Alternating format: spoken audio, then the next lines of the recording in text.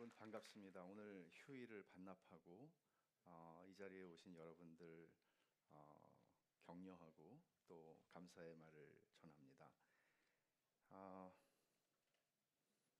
아까 부른 찬송이 인상적이었어요. 내 눈 주의 영광을 보네.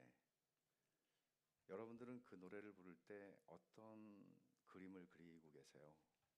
내 눈이 주의 영광을 본다는 것은 어떤 의미일까요?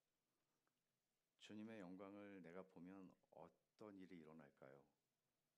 여러분들은 주님의 영광을 보셨습니까? 또는 보기를 원하십니까?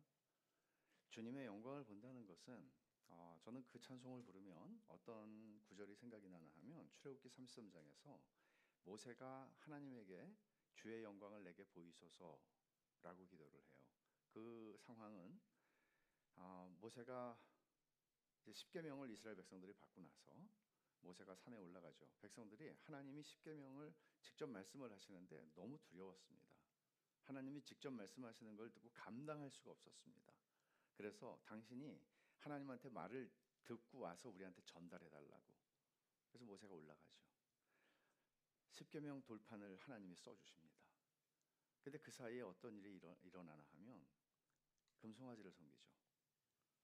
그러니까 굉장히 이해하기 어려운 상황이에요. 그러니까 하나님이 말씀하시는 거를 듣고 그런 말씀을 들은 사람이 누가 있어요? 그때 그 사람들 말고 시내산에서 하나님이 우레와 번개와 이런 것들 속에서 하나님 말씀하시는데 너무 두려웠단 말이에요. 그렇게 하나님을 두렵게 만났으면 금송아지 따위를 섬기지 않을 것 같은데 그들은 우리를 인도하던 사람 모세가 도대체 어디 갔어? 안 내려오잖아. 그리고 아론한테 시키죠. 우리를 인도할 신을 만들어 달라고. 그러니까 문제는 뭔가 하면 보기를 원했어요. 그들은 하나님은 보이질 않잖아요. 그리고 하나님은 보이지 않지만 모세가 자기들을 인도하니까 이 사람들은 이렇게 얘기했거든요. 우리를 인도하던 사람 모세는 어디 갔냐고. 놀라운 건 교회 역사 속에서 언제나 그랬거든요. 사람들은 하나님은 보이지 아니하시는 하나님인데 보기를 원했어요. 그래서 그들의 지도자가 누가 있으면 지도자가 어떤 탁월함을 가지고 있는 지도자가 있으면 그 사람을 보면서 뭔가를 보고 있다고 느꼈죠. 근데 하나님은 그거 아니라고 그러시는 거예요. 그러니까 그 사람이 없어지니까 사실 보이지 아니하는 하나님은 언제나 계시고 언제나 그들을 인도하시는 분인데 사람이 보이지 않으니까 두려워졌고 불안해진 거예요. 이러다 광야에서 다 죽는 거 아니야? 애굽으로 돌아갈 수는 없잖아요. 이러면서 그들은 자기들이 볼 수 있는, 확인할 수 있는, 눈으로 확인할 수 있는 하나님을 만들어 달라고 그래요. 그게 금송아지였어요. 이런 의미에서 우리는 계속 그런 씨름을 해요. 믿음의 삶을 살면서 눈에 보이는 것을 원하는 씨름을 한단 말이에요. 그때 하나님이 산에 올라가 있는 모세에게 야, 난리가 났다. 내가 이 백성을 다 없애버릴 거야. 이렇게 말씀을 하세요. 내가 다른 민족을 하나 만들어 줄게. 얘네들은 도무지 말을 안 들어. 소망이 없어. 모세가 아닙니다. 이게 하나님 백성 아닙니까? 그렇게 하고 이제 내려와서 돌판 깨트리고 앞장서서 범죄한 우상 숭배한 사람들을 3,000명을 도륙합니다. 이런 무시무시한 사건이 터져요. 그리고 나서 하나님이 말씀하시죠. 나는 너에게 명령한 게, 너에게 약속한 게 있으니까 내가 이 미션, 네가 가나안 땅에 이 백성을 데리고 가는 이 미션은 성취할 수 있도록 내가 허락하마. 그러나 나는 같이 안 가. 여러분, 이게 무슨 말씀이에요? 내가 거룩하니 내가 너희들 가운데에서 행하고 너희들을 내가 직접 인도하면 너희들을 진멸하지 않을 수가 없어. 왜냐하면 너희들은 거룩하지가 않거든. 그래서 천사를 보내서 내가 너희들을 가나안 땅에 들어가겠다고 약속했으니까 모세야, 내가 너한테 약속했으니까 너에게 준 미션을 성취할 수 있도록은 해주지만 나는 같이 안 간다. 그때 모세의 대답은 이것이었습니다. 주님이 함께 안 가시면 저는 한 발자국도 안 갑니다. 여러분, 여기서 어떤 유혹이 생기나 하면 우리는 가고 싶어요. 그러니까 뭔가 성공적인 인생을 살고 싶잖아요. 내가 이 백성들 10번의 재앙이 일어나고 별의별 산전수전을 겪으면서 데리고 나왔잖아요. 그러면 데리고 나온 대로 나도 위신이 있는데 나도 가나안 땅에 이 사람들을 데리고 들어가면 얼마나 좋겠어요. 근데 하나님이 감사하게도 그건 해주시겠대요. 너의 미션을 이룰 수는 있게 해주시겠대요. 근데 나는 같이 안 간다. 이런 거죠. 여러분에게 하나님이 오셔서 내가 네 인생을 네가 원하는 거 뭐니? 이루어줄게. 근데 나는 너하고 같이는 못 가. 네가 거룩하지 않기 때문에. 그러면 여러분들은 어떻게 하시겠습니까? TGI Friday Thank God. 하나님 감사합니다. 제 인생을 성취할 수 있도록, 성공할 수 있도록 허락해 주셔서 감사합니다. 아니죠. 그때 모세는 하나님하고 같이 안 가면 전 안 갑니다. 그러면서 그가 마지막에 기도한 게 이거예요. 주의 영광을 나에게 보여주세요. 그럼 아까 여러분들도 주의 영광을 보내라고 부르셨잖아요, 노래를. 그러면 주의 영광을 본다는 것은 어떤 의미이며 모세는 어떤 의미에서 주의 영광을 보여달라고 그랬을까요? 하나님의 대답을 보면 알 수 있어요. 하나님 뭐라고 대답을 하시나 하면 내 영광을 보고 살 자는 없어. 하나님 거룩하시다는 얘기를 계속 하시는 거예요. 네가 날 보면 죽어. 그래서 내가 살짝 등을 보여줄 거야. 근데 이 말도 하나님이 등이 어디 있어요? 얼굴은 어디 있고 등은 어디 있어요? 하나님이 영이신데 하나님이 이렇게 말씀을 하시면서 네가 이렇게 기도하니까 내가 너에게 나의 모든 선한 형상을 보여주마. All my goodness라는 말을 써요. 내 모든 선한 형상을, 내 모든 선함을 너에게 보여줄게. 영광을 보여달라고 그랬는데 하나님은 나의 모든 선함을 보여준대요. 말하자면 여기서 우리는 하나의 실마리를 얻게 되는데 주의 영광을 본다는 건 뭔가 하면 하나님이 얼마나 선하신 분이신지를 보는 거예요. 근데 그 하나님의 선하심을 보면 어떤 일이 일어날까요? 질문하죠. 여러분들은 개별적으로 다 다른 대답을 할 텐데요. 여러분들은 여러분의 인생의 미래를 생각할 때 한 5년 혹은 10년 혹은 20년, 뭐 너무 멀리 가면 좀 비현실적이고 한 5년 10년 앞을 생각하면 여러분들은 두렵습니까? 초조합니까? 아니면 너무나 편안하고 기대가 됩니까? 일반적으로 결혼을 해서 사는 우리 한국 사회 사람들 가운데 이혼은 둘 중에 하나가 이혼을 해요. 결혼을 하는 사람 중에 두 커플 중에 한 커플은 이혼해요. 50% 넘으니까. 근데 미국의 통계는 목회자들의 이혼 통계가 거의 비슷해요. 기절할 일이에요. 기절할 일이에요, 정말. 그럼 보세요. 이 자리에 앉아 계시는 여러분들을 저주하려고 온 거 아니에요.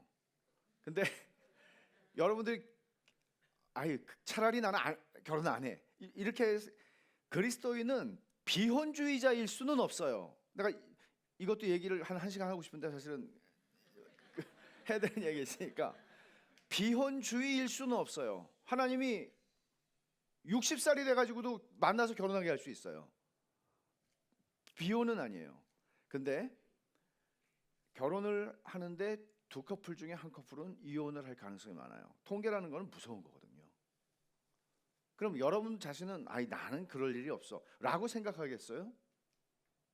그렇게 장담할 수가 없어요. 왜냐하면 제가 되게 한국에서 공부를 잘 하셔가지고 국비 유학생으로 젊었을 때 유학을 가신 분들이 모여있는 교회에 집회를 한 적이 있어요.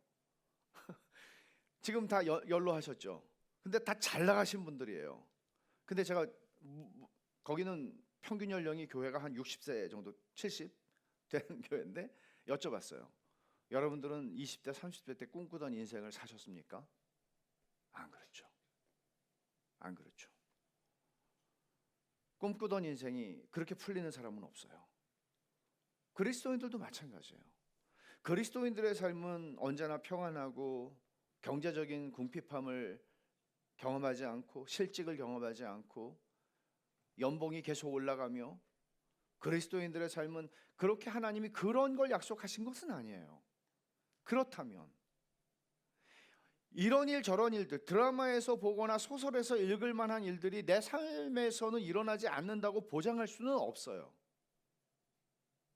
그리고 저는 목사를 하면서 살다 보니까 사람들의 삶에 더 깊숙이 관여를 하게 되는 경험을 했어요. 그러면서 어떻게 이런 일이 일어날 수 있지? 사람들은 다 몰라요. 그분이 그런 삶의 아픔을 갖고 있는 걸 아무도 몰라요. 부러워해요. 근데 사람마다 그런 아픔들이 있고 힘듦이라는 게 있어요. 어떻게 살았을까? 어떻게 견디고 있을까? 그러면서 질문하죠. 그러면 이런 상황과 이런 삶 속에 살아가는 사람들에게 나는 무엇을 말할 수 있을까? 복음은 뭔가? 하나님은 어떤 분이신가? 우리가 믿는 복음의 내용은 이런 삶 속에서 과연 우리에게 희망을 주는가? 신앙은, 믿음은 우리의 삶 속에서 일하는가?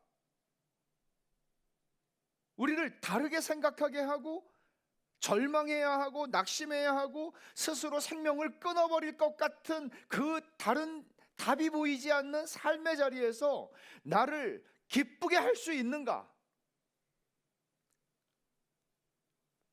이 질문은, 신앙이라고 하는 것은 그냥 관념이거나 그렇다면 허구잖아요. 나는 예수를 믿는 사람이지라고 생각하는 게 여러분의 삶에 어떤 영향을 주냐고요. 특히 여러분의 삶의 자리가 광야에 이르렀을 때, 또는 끝이 보이지 않는 터널 속을 지나가고 있을 때, 신앙이라는 것은 여러분에게서 어떤 일을 하냐고요.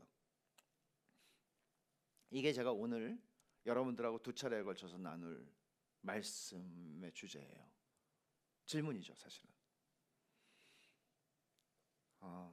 너무나 많은 경우에 상상도 할 수 없는 어떤 일을 자기 인생에서 만났을 때 두 가지 반응이 있어요. 하나는 하나님을 떠나요. 뭐 이래, 하나님을 믿는데 하나도 도움이 되지 않네? 전능하시다며? 내 인생을 하나도 도와주시지 않네? 어떻게 이런 일이 일어나도록, 전능하시다고 하는 하나님이 내 인생에 이런 일이 일어나도록 내버려 두실 수 있어? 이렇게 질문해요. 그래서 떠나요. 또 한 사람은 정말 이해할 수 없는 방식으로 하나님을 더 가까이 하나님께 나아가요. 이 사람은 이해가 돼요. 근데 이 사람은 설명이 안 돼요. 그런 일이 일어났는데 하나님을 붙잡아요. 때로는 하나님을 붙잡는 데서 더 나가서 진짜 하나님을 만나요. 욥처럼. 욥이 이렇게 말하죠. 전에는 내가 귀로만 들었는데 지금은 눈으로 봅니다. 무슨 귀로만 들었겠어요, 욥이. 하나님이 욥의 믿음을 얼마나 칭찬하셨는데. 하나님은 진짜 알았던 사람이에요. 근데 그 전에 내가 알았던 거를 지금과 비교해보면 하나님 그거는 귀로 들었던 겁니다. 지금은 눈으로 봅니다.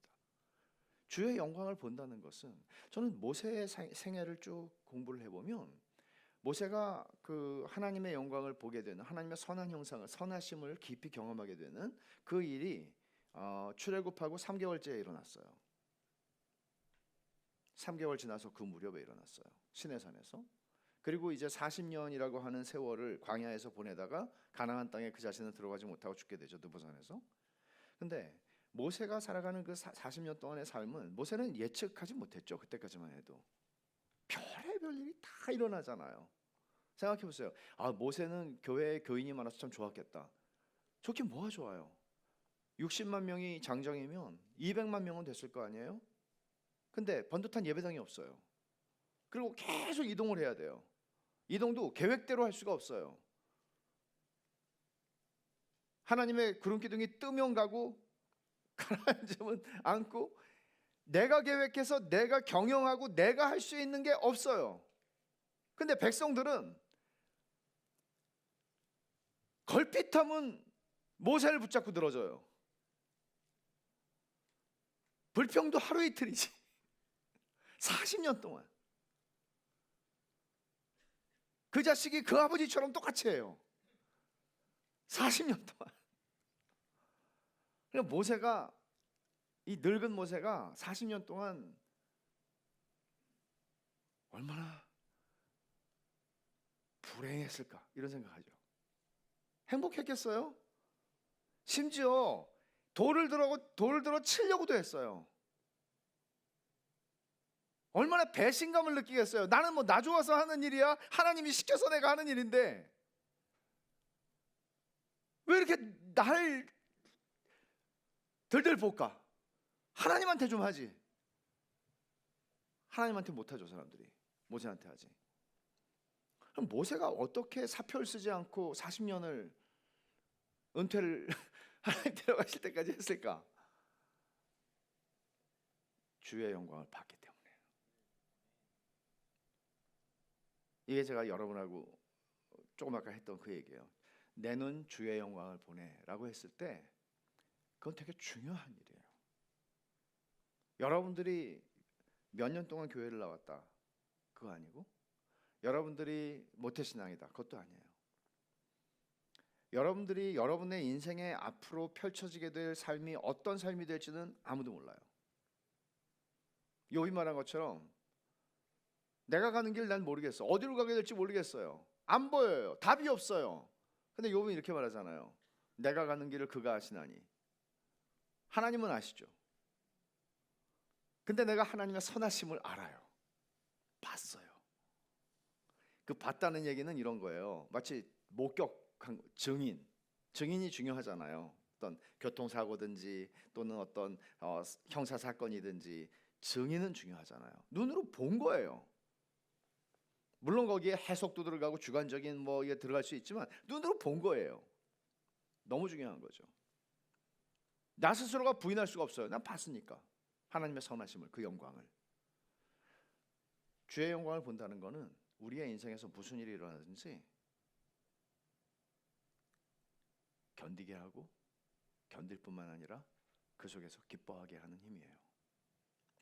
어마어마한 거예요. 우리가 신앙생활을 하면서 되게 신앙생활이 코미디 같다는 생각을 할 때가 있어요. 여러분들이 그런 생각을 하는지는 모르겠지만 저는 그런 생각을 할 때가 있어요. 이거 뭐 코미디인가? 믿는다고 생각해요. 근데 믿는 대로 살진 않아요. 주일날은 믿는다고 생각해요. 근데 내 삶에서는 하나님도 없고 하나님을 믿는다는 신앙의 내용, 무엇을 믿는가가 없어요. 직장 생활을 10년만 하면, 10년까지도 갈 거 없어요. 5년만 하면 내가 있는 이 직장이 무엇을 추구하며 어떤 정신으로 이것을 하며 우리의 직장의 미션이 무엇이며 우리는 어떤 철학을 가지고 있으며 어떤 핵심 가치를 가지고 있으며 우리는 어떻게 운영하고 있으며 이거를 다 알 것이고 5년만 있으면, 그렇죠? 그리고 신입이 들어오면 훈련도 시킬 수가 있을 거예요. 근데 이상한 건 교회 생활을 50년을 해도 뭘 믿는지 모르는 사람은 수두룩해요. 여러분들은 어떠십니까? 누군가가 여러분에게 와서 하나님에 대해서 좀 얘기해 달라고. 그럼 여러분들은 하나님에 대해서 몇 분 동안 얘기할 수 있습니까? 예를 들어서 여러분들이 동물원 호랑이 말고 산에서 호랑이를 봤으면 얼마나 신나게 얘기하겠어요. 그 얘기를. 죽지 않고 살아있으면. 그런 사람이 어디 있어요? 백두산에 가가지고 나 백두산 호랑이 봤다. 인도에 가서 벵갈 호랑이 보고 왔다. 근데 호랑이가 내 옆을 툭 치고 지나가더라고. 얼마나 신나는 얘기예요. 그 순간은 5분이었을지 모르지만 여러분들은 50년 동안 그 얘기를 할 수도 있어요. 내 눈이 주의 영광을 봤어요. 그리고 단순히 본 것만이 아니라 하나님은 하나님의 자기소개서를 우리에게 주셔서 하나님의 자기소개서를 통해서 우리에게, 성경이죠, 그걸 계시라고 그래요. 하나님이 당신이 우리에게 설명하신 거예요. 하나님을, 내가 경험한 하나님을 점점 알게 되는 거예요. 깨닫게 되는 거예요. 그런 사람들이 얼마나 있습니까? 내가 나의 하나님을 안다 라고 말하는 것이죠.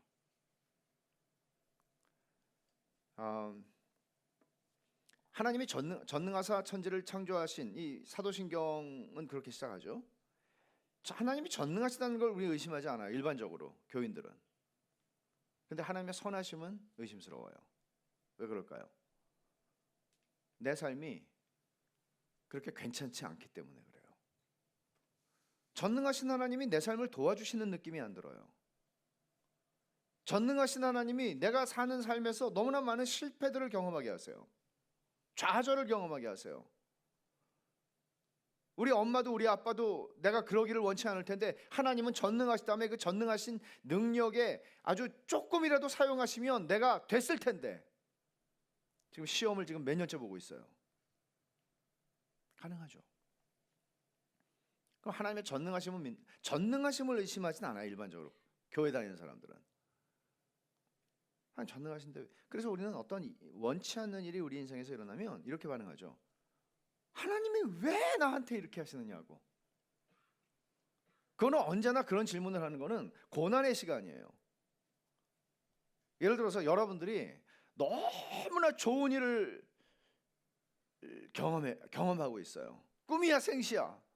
그때 우리는 이렇게 질문하지 않아요. 하나님이 왜 나한테 이렇게 하시느냐고.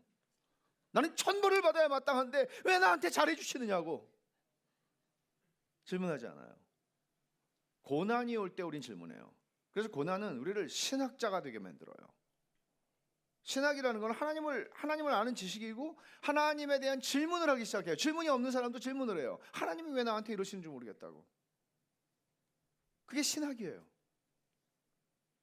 그리고 우리는 무엇을 믿는가라고 하는 이 주제가 결국은 신학이라는 주제를 다루는 거예요. 하나님에 대한 지식이에요. 하나님을 아는 지식이에요.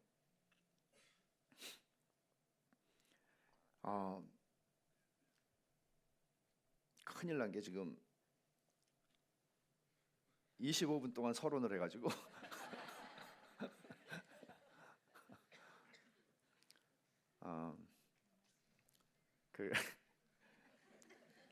뭐 하는 데까지 하고 또 점심 먹고 또 저녁 때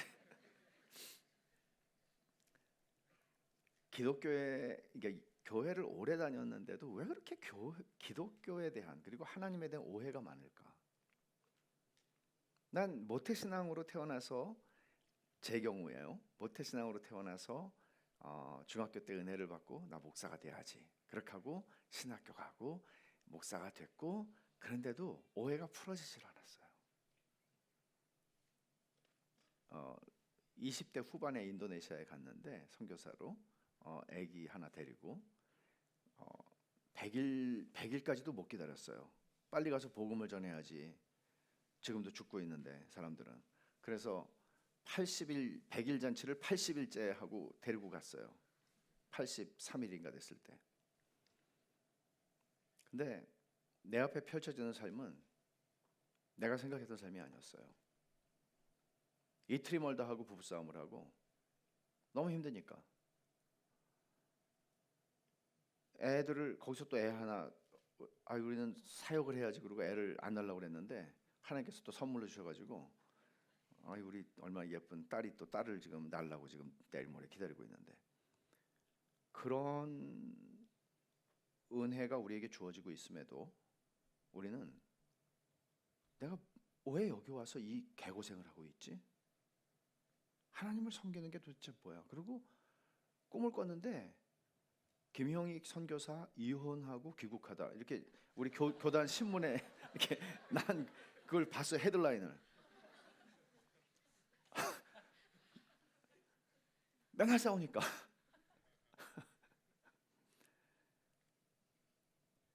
두려웠어요. 아내가 아팠어요. 아픈데 병원 가려면 4시간을 차 타고 가야 되는데 그러니까 한 달에 한두 번밖에 못 가요. 그 의사가 그래요. 니네는 이 습도가 높은 땅에 살면 이 병은 못 낫는다고. 그러니까 귀에 석션으로 물 빼는 거예요. 계속. 얼마나 괴롭겠어요. 그러면서 한 번 이런 두려움이 생긴 거예요. 제 아내에게 내가 이러다가 죽을 것 같다. 그러면 갓난 애기 둘을 이걸 어떡하나. 저 놈은 분명히 장가를 갈 것 같고 새 장가를 갈 것 같고 이 갓난 애기 둘은 내가 어떡하나. 두려움이 생긴 거예요. 그 얘기를 한번 했어요. 저하고. 이런 건 신학을 하게 해요. 하나님께 질문을 드렸어요. 하나님을 우리는 믿는데 이런 두려움이 우리 삶에 있는 게 이게 설명이 되냐고. 하나님을 믿는데, 하나님을 믿고 하나님을 섬긴다고 섬기는데 왜 우리가 두려워야 되냐고. 인생이 하나님이 우리 인생을 책임지신다고 하면 약속했으니까 그럼 왜 이게 두려우면 되는 거냐고. 이렇게 하면서 이 질문이 시작이 돼서 꼬리에 꼬리를 물면서 하나님께서 하나님에 대한 오해를 벗겨내시고 하나님의 영광을 보게 하신 것 같아요. 그러니까 이제 이런 과정이 우리 인생에 있는 거죠. 기독교에 대한 오해 가운데 오해를 가지게 되면 이런 두려움들에서 벗어날 길은 없어요. 일생 동안. 왜냐하면 우리는 우리 인생에 무슨 일이 일어날지 코앞을 알지 못하거든요.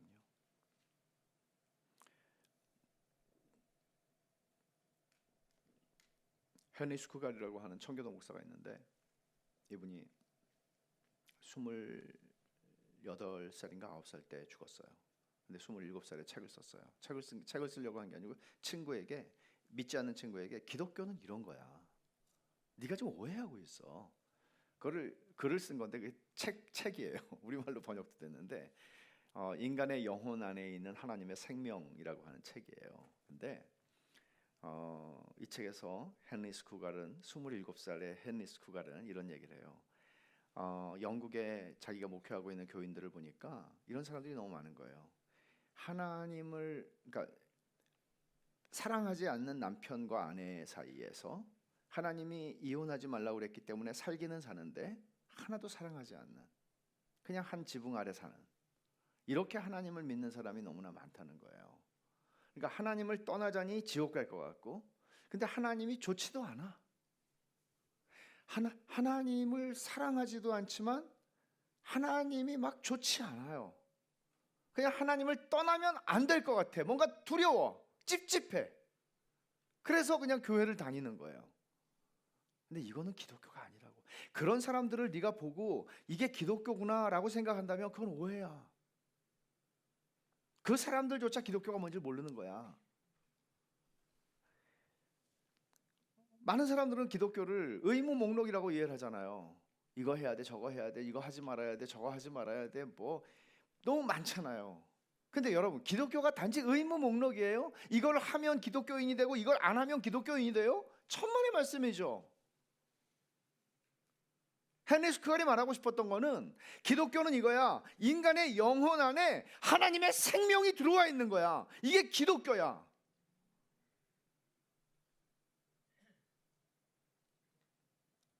아기가 엄마 뱃속에 있으면 움직이잖아요. 그걸 뭘 꼭 뭐 가서 손으로 막 봐야 하는 게 아니고 움직이잖아요. 요즘에는 기술이 좋아가지고 왜 얼굴까지 보여주고 콧구멍까지 보여줘. 뱃속에 있는 아이를 안 봐도 되는데. 코가 크네 그랬더니 또 우리 딸이 어떻게 그렇게 밖에 말 못하냐고 또 그래 혼났는데, 아니 코가 큰 걸 아빠 닮아서 큰 건데.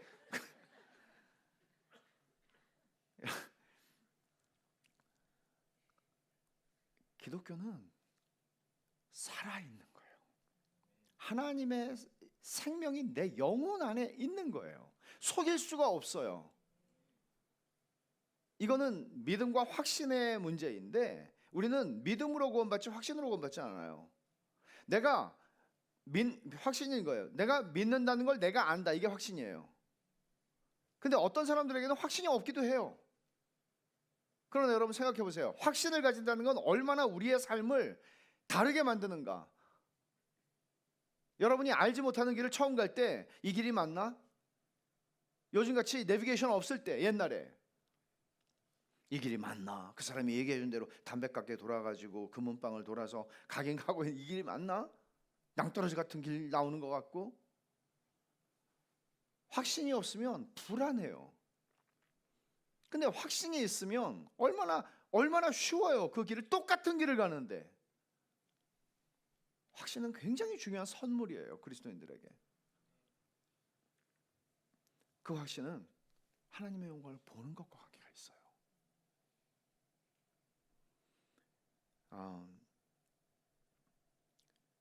의무로 기독교를 이해하게 되면 어떤 문제가 생기냐면 하나님을 감동시켜야 된다는 약간 부담감이 생겨요. 그러니까 하나님이 내가 이걸 잘했으니까, 내가 지금 이걸 참고 안 하고 있으니까 하나님이 나에게 감동을 받으시겠지. 그럼 어떤 결과가 있을까요? 하나님이 나한테 잘해 주시겠죠. 전능하신 능력으로.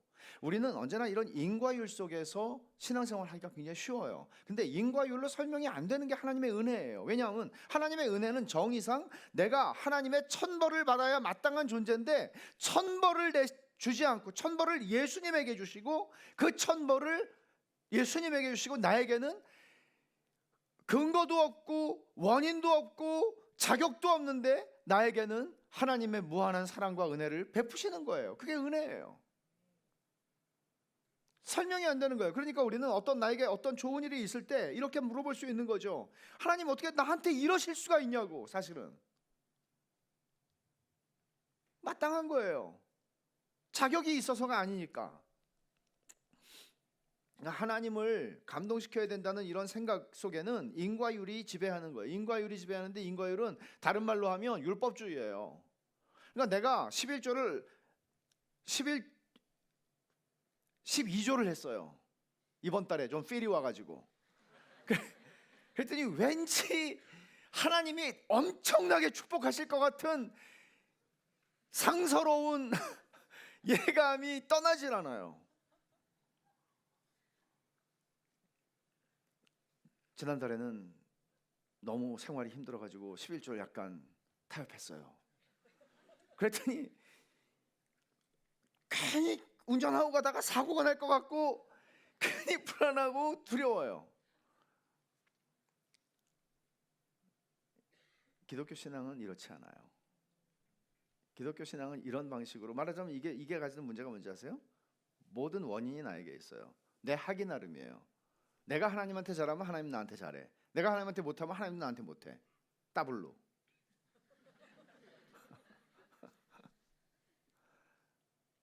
하나님을 이렇게 여러분들이 생각하면 하나님을 모르는 것이고, 하나님의 영광을 보지 못한 것이고, 그건 기독교가 아니에요. 하나님을 감동시켜야 된다는 거죠. 예를 들어서 이런 데서 이제 그 고대 신학자 가운데 5세기에 아우구스티누스 같은 사람은 천재였는데, 이 사람이 북아프리카 사람이죠. 카르타고, 당시에 카르타고가 제일 북아프리카에서 번성하는 한니발 장군이 나온 나라잖아요. 그 카르타고로 유학을 갔어요. 17살에. 집이 좀 받쳐주는 집이었으니까. 근데 유학을 갔는데 엄마 모니카가 예수님을 믿는 사람이었고, 그는 어머니가 자기가 회심하기를 기도한다는 거 알았어요. 그 천재였죠. 이 사람 정말 천재였어요. 기독교 20세기 역사 속에서 이 사람만한 천재가 많지 않아요. 근데 아우구스티누스는 17살에 학문의 길을 갔지만, 사실은 이 천재들은 채워지지가 않을 거 아니에요. 혹시 천재 있으면 이해할 텐데 전 이해가 안 가요. 아무리 열심히 해도 안 되는 사람이에요, 저는.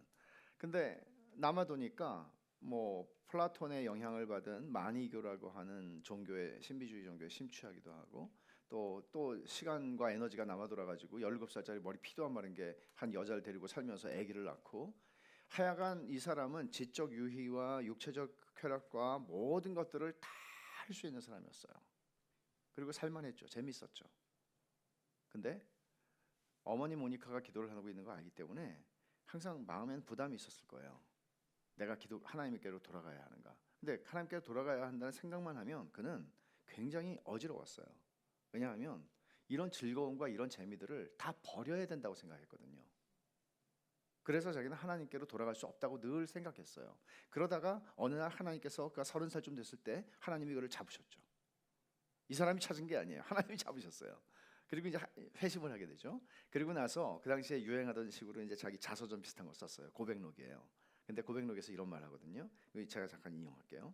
한때 잃어버리게 될까봐 그렇게 두려웠던 헛된 기쁨들이 한꺼번에 다 제거되었을 때 너무나 상쾌했습니다.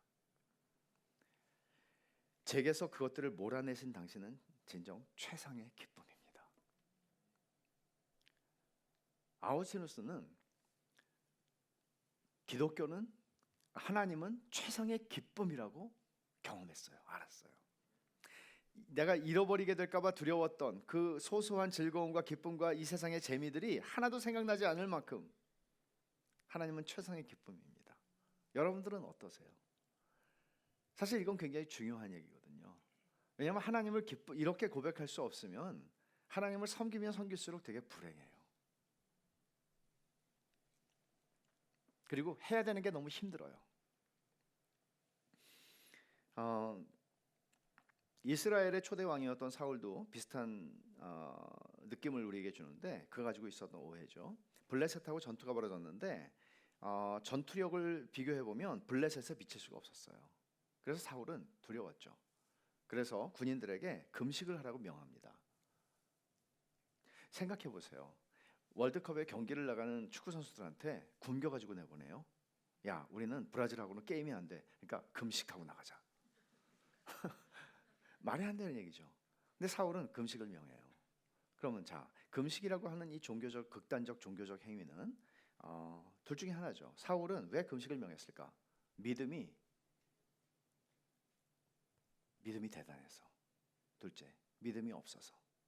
뭘까요? 믿음이 없어서 한 거예요.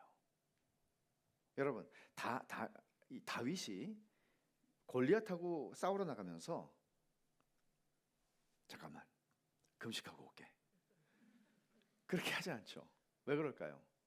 이 전쟁은 하나님께 속한 것이니 확신이 있었어요, 다윗에게는. 근데 사울은 왜 금식을 명했을까요? 확신이 없었어요. 이길 자신이 없었어요.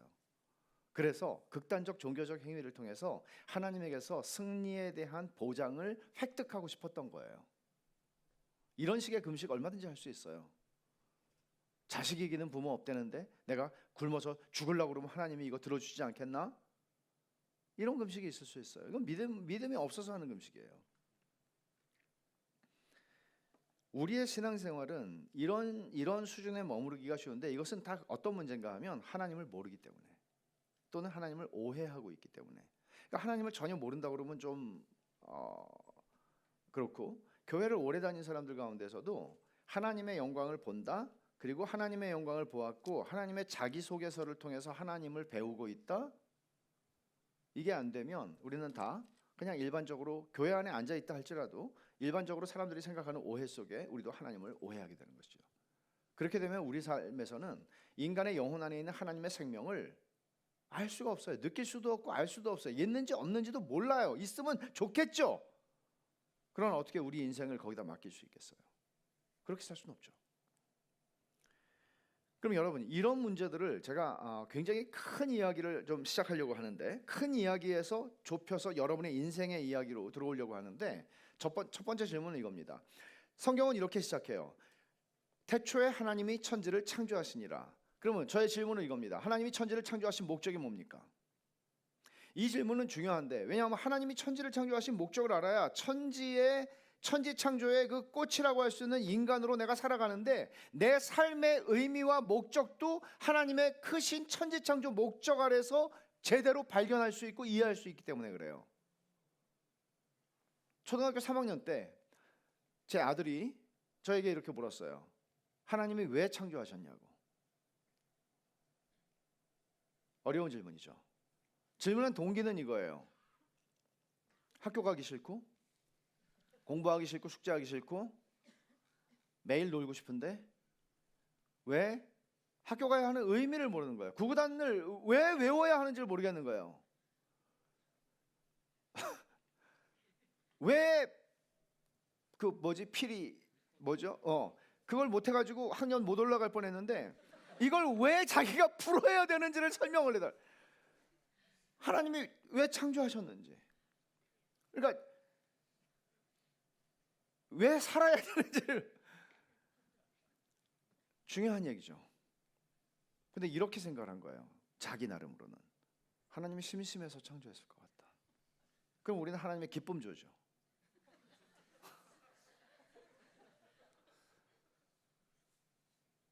그렇게 생각할 수 있어요.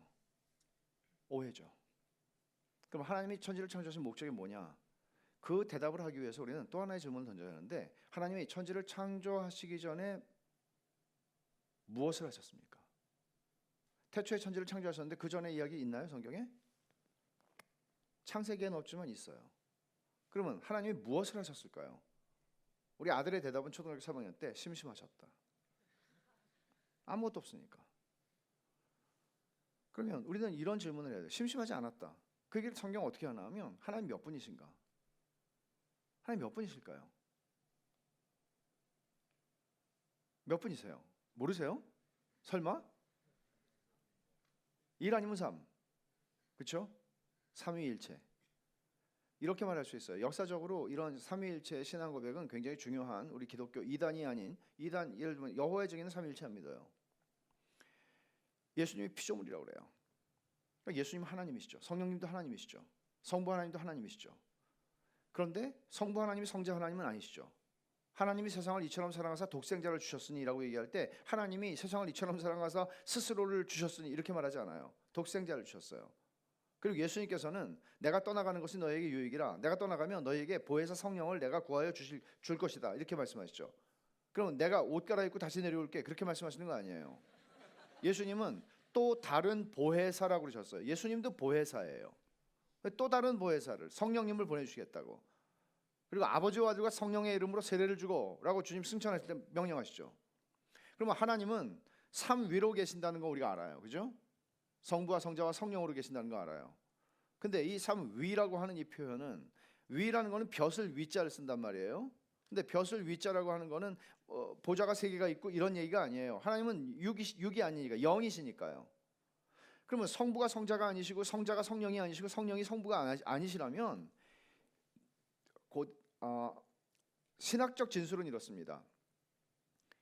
우리말로 번역을 하면 하나님은 세 분으로 계시나 하나이시다. 왜 그런가 하면 위라고 번역한 그 말은 영어로는 person이에요. 그러니까 there will be three persons 이렇게 돼 있어요. be라고 하는 거는 과거, 현재, 미래 통틀어서 언제나 동일하시게 세 분으로 계시기 때문에 three persons. 그리고 신성과 영원성과 권능과 권위와 모든 것에 있어서 동일하시다.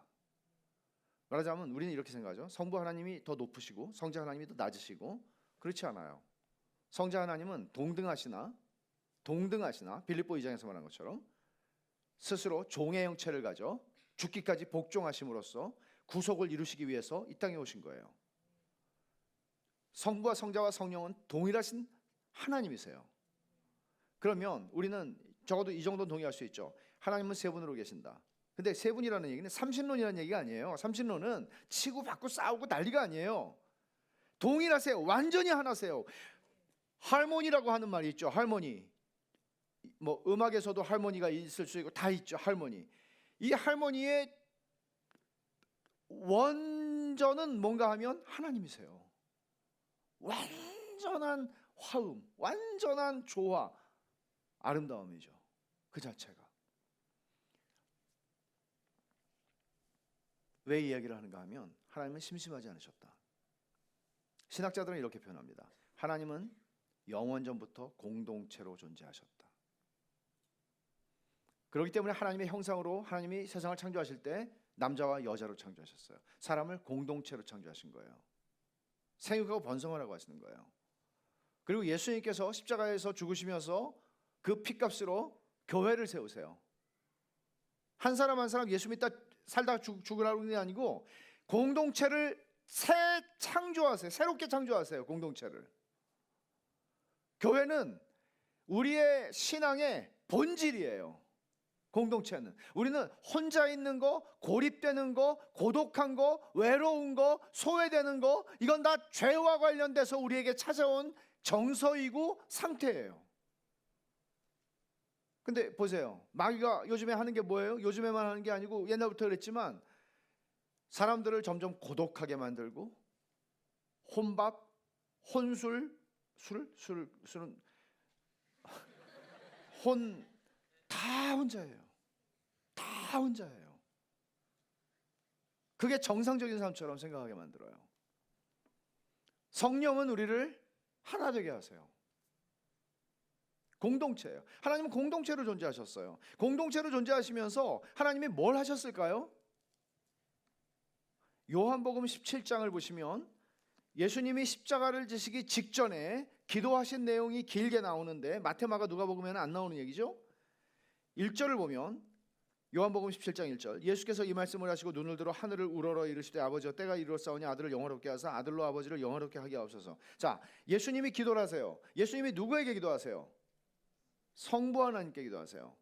그러면 예수님께서 성부 하나님께 기도하시고 여기서 성부 하나님과 성자 하나님의 관계에 대한 실마리를 주죠. 아들을 영화롭게 하사 아들로 아버지를 영화롭게 하게 하옵소서. 아버지가 아들을 영화롭게 하고 아들이 아버지를 영화롭게 하는 관계구나. 이 관계는 영화롭게 하는 관계구나. glorify, 영화롭게 하는 관계구나. 이걸 하나 알게 되고 5절을 보세요. 17장 5절. 아버지여 창세전에 내가 아버지와 함께 가졌던 영화로서 지금도 아버지와 함께 나를 영화롭게 하옵소서. 요한이 이 기도를 듣고 있습니다. 듣고 있는데 머리칼이 설만한, 아니 전율할 만한 말씀이죠. 왜냐하면 주님이 이렇게 기도하시는 거예요. 아버지, 우리가 세상을 창조하기 전에 함께 누렸던 영광이 있지 않습니까? 그 영광을 이제 다시 회복하기를 원합니다. 그렇게 얘기하시는 거예요. 그러면 주는 그리스도시요 살아계신 하나님의 아들입니다라고 베드로를 통해서 고백했던 사도들이었지만 그들이 고백하는 내용의 전체의 내용의 의미도 잘 몰랐어요. 그들은. 근데 요한은 예수님하고 스킨십을 제일 많이 했던 제자죠. 이렇게 친밀했던 사람이에요. 3년 동안 소위 우리말로 한솥밥을 먹었어요, 주님과. 근데 이분이 천지를 창조하신 여호와 하나님이라는 얘기잖아요. 얼마나 놀랄만한 얘기예요. 천지를 창조하신 여호와 하나님하고, 모세는 하나님의 영광을 보고 살 자가 없다고 하나님이 나의 선한 모습을 그냥 보여주겠다고 했는데 그 독생자, 아버지의 영광이 충만하게 드러난 그 독생자를 통해서 그분이 천지를 창조한 삼위 하나님의 한 분이신 성자 하나님이라는 것, 아버지 우리가 창세전에 함께 누렸던 영광으로서 라고 말씀하시는 거예요. 엄청난 얘기를 하신 거죠, 주님은. 그러면 자, 이 말을 우리가 이해를 해봅시다. 이게 오늘 핵심이에요. 무슨 얘기예요? 영광이라는 말은 굉장히 종교적이에요. 무슨 영화 배우나 연예인들이 연말에 상 받으면서 영광이라고 얘기할 때 그 영광의 개념을 우리는 크리스천 배우들이 상 받을 때 그 영광의 개념을 거기서는 우리가 이게 무슨 뜻이지 잘 몰라요. 그러면 뭔가 그 영광이 우리에게 주는 오해는 뭔가 하면, 뭔가 내가 이 세상에서 뭔가를 잘해서 어떤 탑에 올라서 내가 하나님께 영광을 돌립니다고 해야 될 것 같은 느낌? 오해입니다. 어렸을 때 할머니가 그랬어요. 형이가 너는 하나님께 영광을 돌리는 삶을 살아야 된다. 그 얘기를 들을 때마다 깜깜했어요, 앞이. 왜냐하면 어거스틴하고 똑같이 생각했으니까. 아, 내 인생에서 재미는 끝났구나. 왜냐하면 하나님은 내가 좋아하는 걸 다 싫어하신다는 걸 내가 일찍이 깨달았어요. 하나님이 좋아하시는 걸 내가 싫어한다는 것도 일찍이 깨달았어요. 그러니까 하나님의 영광을 위해서 산다는 거는 잿빛이었어요. 할머니는 계속 그렇게 얘기하셨죠. 이것을 주석한 것이 잠언 8장인데 여러분 잠언 8장을 한번 보세요. 30절.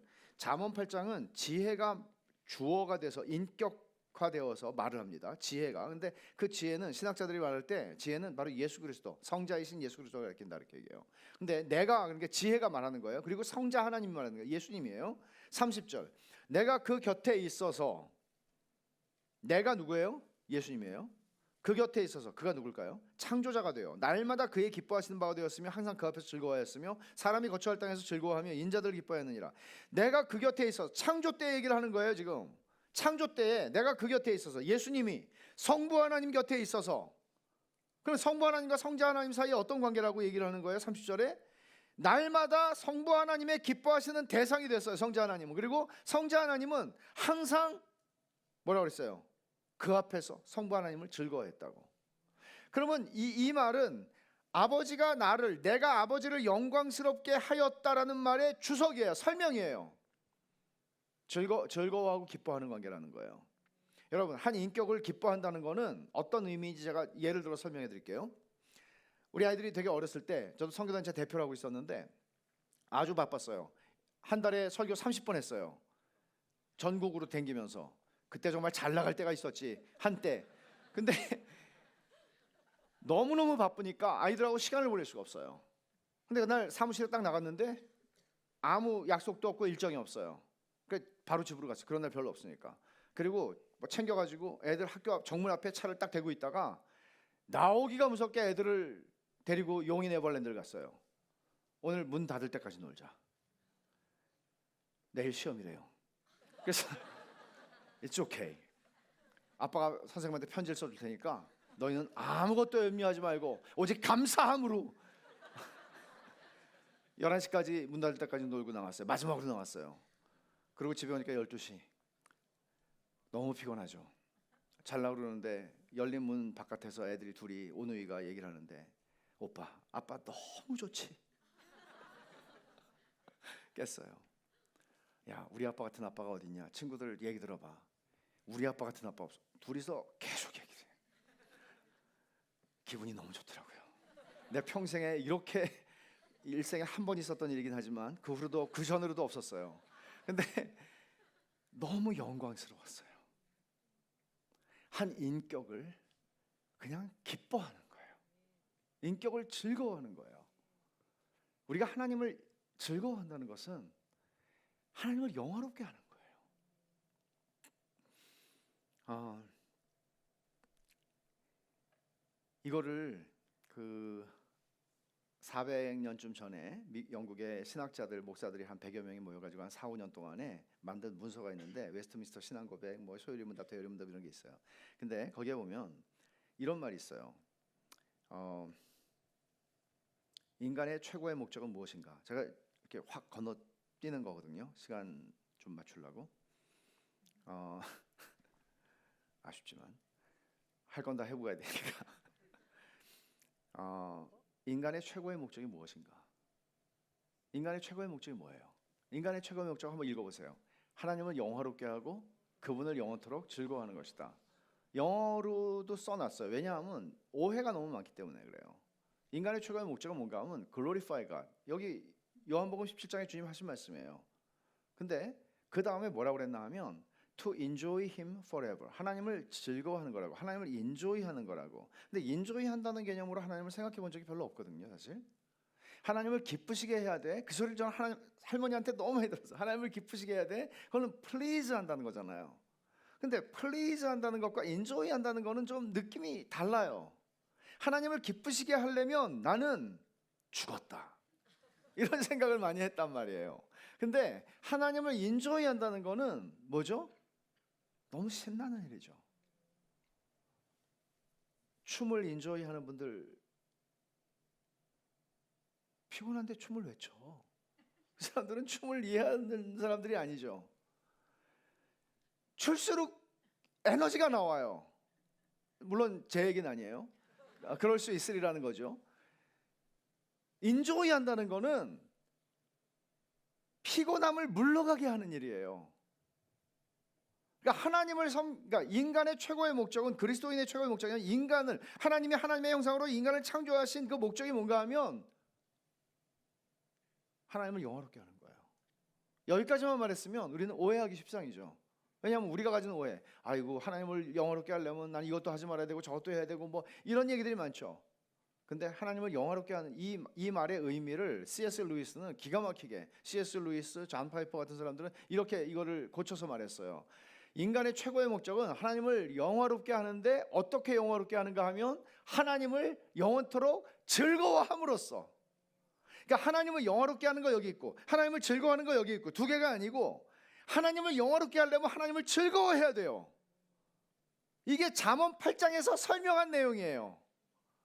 그러면 하나님을 영화롭게 하기 위해서 하나님을 즐거워하는 거예요. 다른 길은 없어요. 여러분들이 쌍코피가 터지면서 하나님을 위해서 봉사하고 헌신하고 그렇게 하나님을 영화롭게 하지 않아요. 하나님을 영화롭게 하는 유일한 길은 하나님을 즐거워하는 거예요. 이걸 다시 말하면 하나님을 좋아하는 거예요. 하나님을 좋아하는 거예요. 근데 여러분, 하나님을 좋아하기가 쉬워요? 어려워요. 왜 그런가 하면 하나님에 대한 오해 때문에 그래요. 하나님은 무서운 분일 거야. 하나님은 좀 엄하신 분일 거야. 하나님은 내가 조금만 잘못하면 때리시는 분일 거야. 라는 우리가 가지고 있는 하나님에 대한 오해들은 우리를 하나님을 인조이할 대상으로 생각하게 만들지 않아요. 무섭죠. 뭐죠?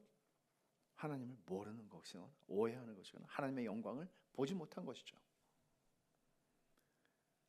그래서 하나님을 즐거워한다는 이 개념을 우리의 신앙생활에 적용을 해본다면 이렇게 얘기할 수 있어요. 의무와 그 기쁨의 차이를 한번 생각을 해보십시오. 여러분, 신앙생활을 의무라고 여기는 사람이 굉장히 많고 실제로 그렇잖아요. 여러분 중에서도 청년부에서도 그렇고 어떤 공동체를 섬기려면 누군가는 희생하고 누군가는 버거울 정도로 일을 해야 되는 것이죠. 사실은 많은 교회들이 다 그래요. 근데 그들은 지쳐서 지금 쓰러지기 일보 직전이에요. 근데 여러분 중에도 지금 이런 얘기하면 좀 미안해야 돼요. 진짜 미안해야 되는 사람들 좀 양심에 손 얹고 미안한 사람 없어요? 근데 이렇게 헌신하고 희생하는 거 좋은데 내가 왜 이렇게 하지? 인정받기 위해서? 또는 내가 어떤 인싸니까? 뭐 이런 것들이 아니라 제가 선교사 할 때 인도네시아에서 선교사 할 때 한국의 교인들을 만나면 이런 얘기를 해요. 선교사님 얼마나 고생이 많으세요. 그럼 제가 그런 얘기 했거든요. 고생이야 뭐 마찬가지 고생인데 아니 뭐 제가 좋아서 하는 거지 뭐 누가 시켜서 하는 겁니까? 뭐 사는 게 다 고생인데 제가 그렇게 얘기했거든요. 뭐 서울 사는 사람은 더 힘들어 보이는데 보니까 얼굴들 보니까 힘들었지만 시켜서 하는 게 아니고 하는 거잖아요. 근데 문제는 뭔가 하면 좋아서 하는 일은 내용이 달라요. 만약에 여러분들이 하나님을 섬기고 신앙생활하는 게 전체가 의무라고 한다면 그 의무는 여러분들의 기쁨을 질식시키고 말아요. 우리의 본질은 하나님을 인조이 하는 것에서부터 우리의 봉사와 헌신과 수고와 섬김이 나와야 돼요. 하나님을 즐거워하는 것이에요. 누가 시켜서 하는 게 아니고요. 다른 동기가 있는 게 아니고요. 가령 제가 제 아내 결혼기념일날 아내 결혼기념일하고 제 결혼기념일 같은 날이긴 한데 결혼기념일날 그런 날은 제가 다른 행사를 안 잡고 저녁 약속을 하는데 아내하고 실수로 일산에 기억이 나요. 우리가 어디 살았냐면 강동구에 살았어요. 근데 일산에 완전히 동서 끝이죠. 일산에 설교 약속이 있었어요. 결혼 기념일이라고 취소하기가 참 미안해가지고 그냥 하게 됐는데 설교 끝나기가 무섭게 이제 막 밟아가지고 이제 뭐 강변북로 88 막 왔다 갔다 하면서 그냥 왔어요. 내 돈으로 생애 최초로 꽃을 샀어요. 내 돈으로 피 같은 돈으로 꽃을 예쁘게 하나 만들어 달라고 그러고 카드를 하나 사가지고 성경책을 펴서 어딜 폈을까요? 아가서를 폈죠. 아가서를 펴가지고 내 사랑 너는 어여쁘고 어여쁘다. 너울 속에 있는 내 눈이 비둘기 같고 내 머리털은 길르앗산 기슭에 누운 표절. 그리고 당신의 형이 그렇게 썼어요. 솔로몬이라고 썼어요. 그리고 이제 집에 들어가면서 집에 가까운 꽃집이니까 들어가면서 대사를 생각했어요. 제가 꽃을 사왔으니까 얼마나 놀라겠어요. 웬일이냐고 그럴 거 아니에요? 그러면 제가 이렇게 대답하려고 했어요. 여보, 당신에게 꽃을 바칠 수 있다는 건 내 생애 최고의 영광이야. 이렇게 말하려고 그랬어요. 근데 안 물어봤어요. 처제들이 많이 와 있었는데 처제가 많아요. 얘들이 다 와 있었는데 집사람이 너무 놀래가지고 방으로 꽃을 들고 그냥 들어가 버렸어요. 근데 생각해 보세요. 제가 웬일이냐고 그랬어요. 꽃 사오래매. 남의 남편들은 다 꽃 산다고 맨날 노래 부르더구만. 여러분 이렇게 대답을 하면 얼마나 이게 우스운 꼴이 되겠어요. 제가 만약에 이렇게 당신에게 꽃을 바칠 수 있는 것은 내 생애 최고의 영광이야 라고 대답할 때 제가 찌그러집니까? 아니죠. 제 아내의 기쁨이 커지고 영광을 받는 거죠. 그리고 저도 기쁘죠. 그렇잖아요.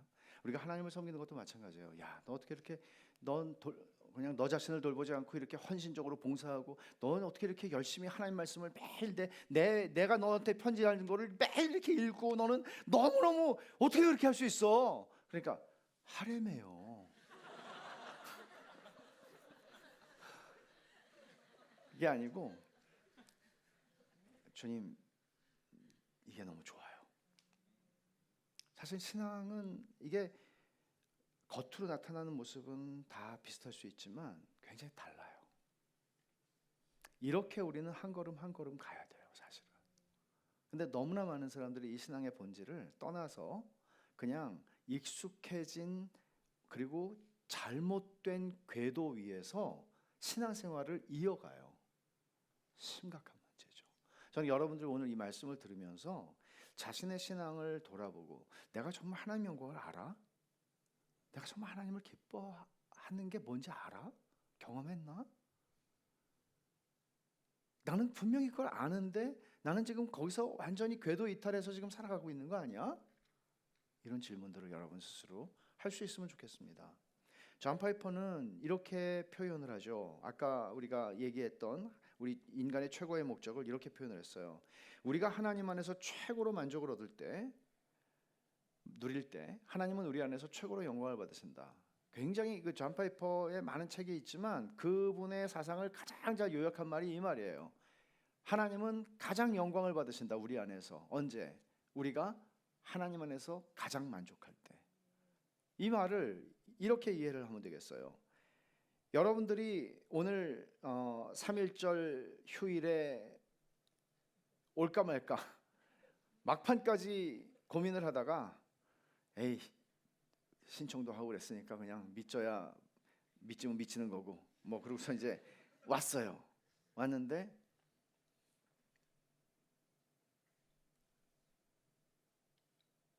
상황을 내가 잘 모르니까 예를 들어 버스를 타고 왔어요. 버스 타고 왔는데 딱 정거장에서 내렸는데 이렇게 바람도 부는데 막 날아가는 뭐가 보여가지고 휴지를 주려고 딱 주웠는데 신사임당이 얼굴이 환하게 나를 보고 웃고 있어요. 그래서 보니까 그것도 한 6장이 포개져 있어요. 그래서 내가 오늘 오기를 잘했구나 이렇게 생각을 하고 지금 설교를 들으면서도 정말 오길 잘했어. 그걸 다시 만져보면서 오길 잘했어. 그리고 오늘 집에 가서 잠자려고 그러는데 오늘 교회 가길 잘했어. 내일 아침에 일어났는데 어저께 내가 정말 교회 가길 정말 탁월한 선택을 한 것 같아. 그럼 여러분들은 돈 안에서 최고로 만족을 누리는 거예요. 그죠? 그게 한 이틀 가잖아요. 3일 갈 수도 있죠.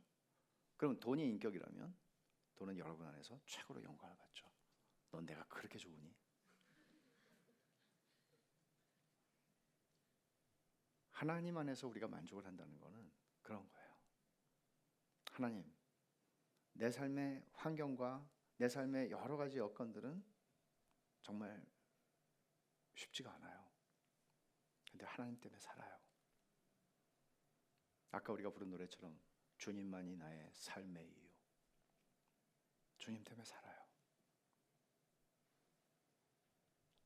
주님으로 만족하는 거예요. 굉장히 중요한 것입니다.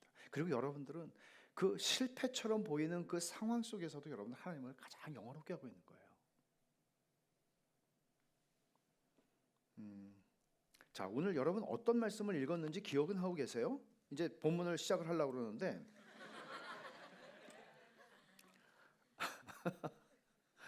이 말씀은 끝내기용 말씀이었어요. 오늘 읽은 말씀은 예레미야 32장에 있는 말씀이에요. 이 말씀을 잠깐 설명하고 제가 마칠게요. 39절에 하나님이 새 언약을 예레미야 선지자를 통해서 말씀하시는 맥락에서 주시는 약속인데 내가 그들에게 한 마음 한 길을 주겠다. One heart, one purpose, 하나의 목적, 하나의 마음을 주겠대요.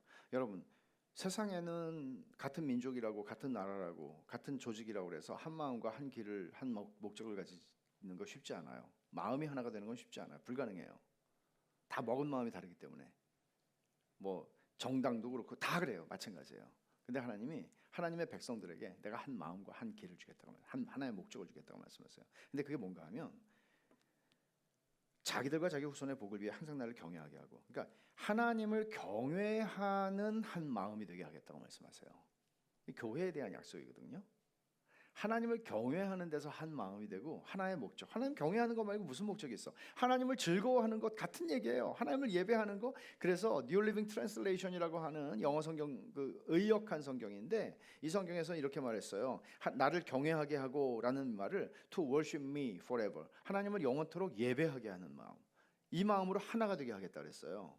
그러면 여러분 이게 어떤 의미인지 한번 생각해 보세요. 자기들과 자기 후손의 복을 위해서라고 그랬죠. 그러면 여기 복이라고 하는 말이 39절, 40절, 41절에 나오는데 복이라는 말은 하나님의 선하시다라고 할 때 그거의 명사형이에요. 그러니까 하나님이 나에게 복을 준다는 얘기는 하나님이 나에게 당신의 선하심을 베풀어 주신다는 뜻이에요. 성경적으로. 그러면 하나님을 경외하고 하나님을 예배하는 한 마음, 하나의 목적으로 내가 너희들을 하나가 되게 하겠다. 지금 말씀하시는 거죠. 근데 그게 무엇을 위하여? 자기들과 자기 후손들의 복을 위하여라고 그러세요. 자, 왜 이게 우리와 우리의 복을 위해서예요? 이 복이라는 말은 이렇게도 번역할 수 있는 거죠. 하나님의 선하심이라고 하는 의미와 함께 우리 편에서 보면 행복한 거예요. 예를 들어서 심령이 가난한 자는 복이 있나니 이렇게 하는 거예요. 심령이 가난한 자는 행복하나니. 여호와의 율법을 주야로 묵상하는 자는 복이 있나니 여호와의 율법을 주야로 묵상하는 자는 행복하나니. 근데 하나님 우리와 우리 후손의 복을 위하여라고 그러잖아요. 그러면 하나님을 경외하는 거하고 우리의 행복하고 무슨 상관이 있어요? 예레미야 2장 19절에서 예레미야 선지자 이렇게 얘기하거든요. 너희가 나를 버리고 나를 경외하지 않는 게 악이고 그다음 뭔지 알아요? 고통인 줄을 알라.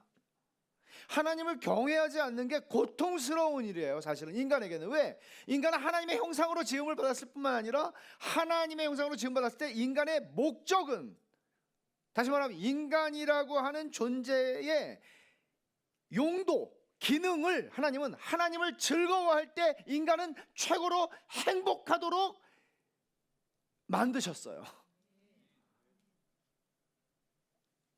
세상에서 하나님을 떠난 세상이 점점점 불행하고 고통스러워요. 우리는. 그러니까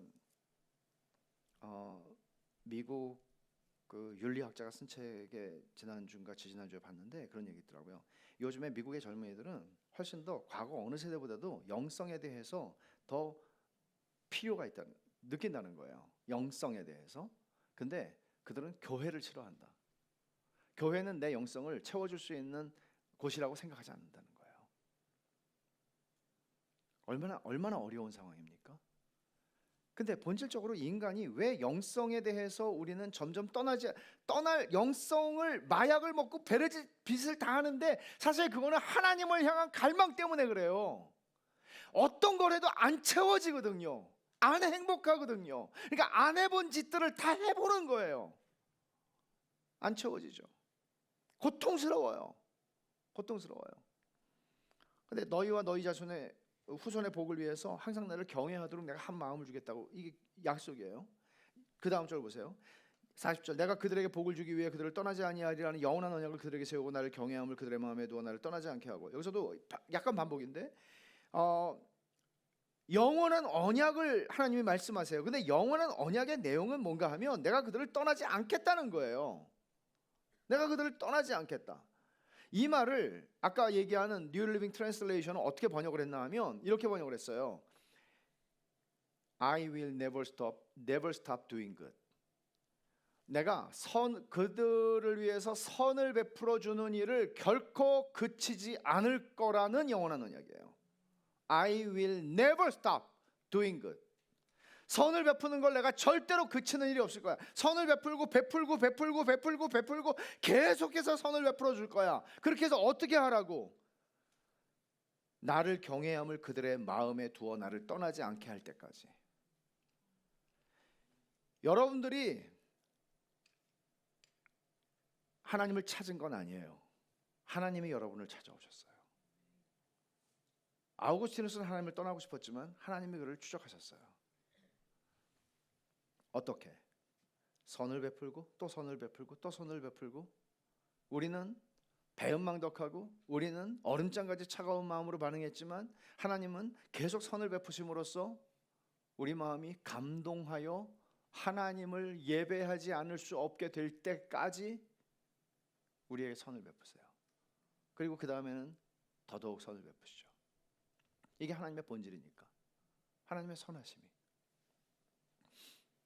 그래서 하나님을 예배하는 마음을 우리 마음에 두신다 그랬는데, 그것도 이렇게 번역을 했어요. NLT는 하나님을 예배하려는 그 디자이어를 우리 마음에 두신다고. 디자이어라는 거는 굉장히 막 갈망하는 거잖아요. 하나님을 예배하고 싶어서 견딜 수가 없어요. 하나님을 찬송하고 싶어서. 이거는 여러분 예배를 영어로 월십이라고 그러잖아요. 월십이라는 말은 중세 영어의 월디라고 하는, 뭐 지금도 있는 단어죠. 근데 원래 그 합당하게 가치를 인정하다, 여기다, 이런 말에서 나온 거예요. 그러니까 하나님 같은 분은 없습니다. 이게 예배예요. 하나님이 최고입니다. 이게 예배예요. 우리가 모여서 그 말을 하고 싶고 그 찬송을 하고 싶고 그렇게 하나님을 말하고 싶은 거예요. 외치고 싶은 거예요. 이거는 억지로 하는 게 아니고 그냥 앞에서 인도하니까 따라서 그냥 부르는 게 아니고 내 마음의 깊은 디자이어예요. 하나님은 이렇게 찬송을 받으실 만한 분이지. 왜? 하나님이 내게 선을 베푸신 것을 내가 알았으니까. 그런데 41절을 보면, 그러니까 그 다음에 나를 떠나지 않게 한대요. 여러분, 이스라엘 역사는 맨날 하나님 떠나는 얘기잖아요. 물 마시고 떠나고 밥 먹고 떠나고 계속 떠나죠. 근데 떠나지 않게 한대요. 이게 새 언약이에요. 중생하는 마음을 주시면 하나님을 떠나지 않는다는 거죠. 그리고 마지막 구절, 내가 기쁨으로 그들에게 복을 주되 분명히 내 마음과 정성을 다해 그들을 이 땅에 심으리라. 서기관이 와서 예수님에게 물어요. 율법이 뭡니까? 하나님을 사랑해라, 이웃을 사랑해라. 하나님을 사랑하는데 내 마음과 뜻과 정성을 다해서 하나님을 사랑해라. 하나님은요, 여기 대답하는 거예요. 내가 기쁨으로 그들에게 복을 주되 너희를 사랑하고 너희에게 선을 베풀되 내 마음과 정성을 다해서 할게. 이게 하나님의 약속이에요. 이런 거죠. 기쁨으로 그렇게 하신다는 거예요. 그러면 우리같이 잘 말을 안 듣고 반응 안 하고 은혜를 받아도 또 딴짓하기도 쉽고 그런 존재들에게 하나님이 선을 베푸는 게, 아유 내가 약속했으니까 할 수 없이 내가 하마, 이게 아니고 하나님이 기쁨으로 하신다고 말씀하셨잖아요. 이게 하나님의 성품이에요. 하나님은 기쁨으로 하세요. 그러니까 여러분, 영어에 이런 표현이 있잖아요. 막 어떤 사람이 나한테 되게 잘해줬어요. 그래가지고 너무 감사하다고 이렇게 막 감사하다고 그러는데 그분이 My pleasure. 되게 멋있잖아요.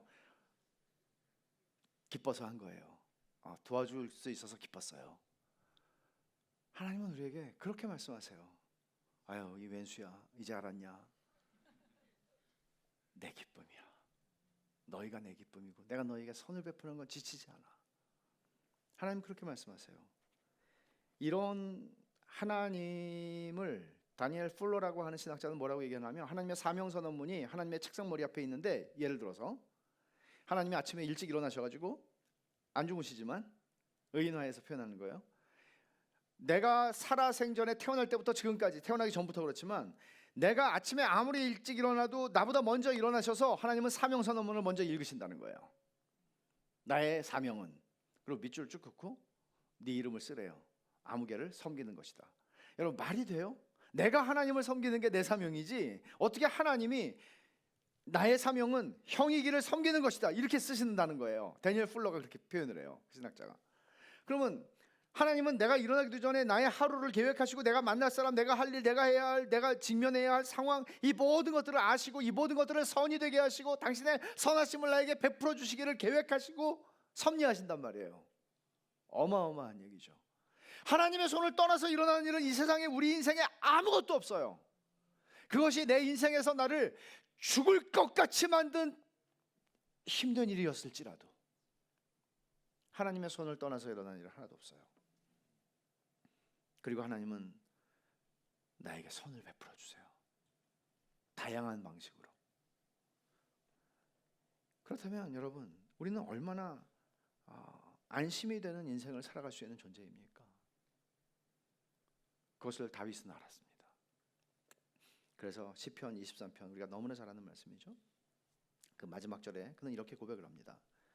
내 평생에 선하심과 인자하심이 정녕 나를 반드시 나를 따르리니 내가 여호와의 집에 영원히 살리로다. 이거를 존 파이퍼는 이렇게 설명합니다. 여러분, 한국 경찰 무서우세요? 혹시 경찰 있으세요? 우리 교회 경찰 있는데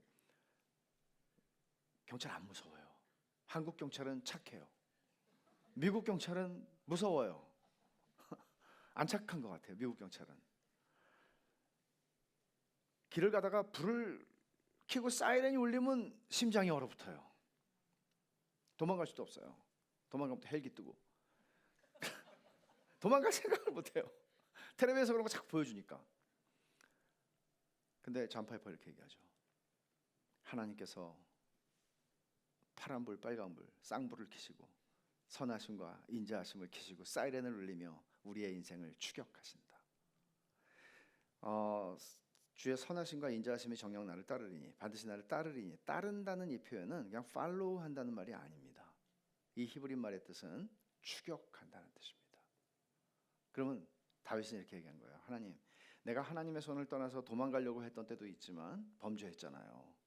근데 하나님은 쌍불을 켜시고 그 쌍불은 우리를 위협하는 공포와 두려움의 쌍불이 아니고 선하심과 인자하심의 불을 켜고 나를 추격하여 나를 잡으시는 하나님이십니다라고 고백을 하는 거예요. 이런 하나님을 우리 인생의 아버지로 섬기는 사람들은 두려워할 것이 없습니다. 물론 이런 일 저런 일이 일어나요. 겪어요. 우리 삶에서. 그렇지만 그 모든 것이 우리의 하나님의 자녀들의 유익을 위하여 하나님이 허락하시는 일들입니다. 그러니 얼마나 우리의 삶은 미래를 생각할 때 두려움이 아니라 불안함이 아니라 하나님이 내 인생의 장래에 베풀어 주실 은혜에 대한 기대감을 가지고 걸어갈 수 있겠습니까? 이것이 그리스도인입니다. 그리고 우리는 이것을 믿는 사람입니다. 기도합시다.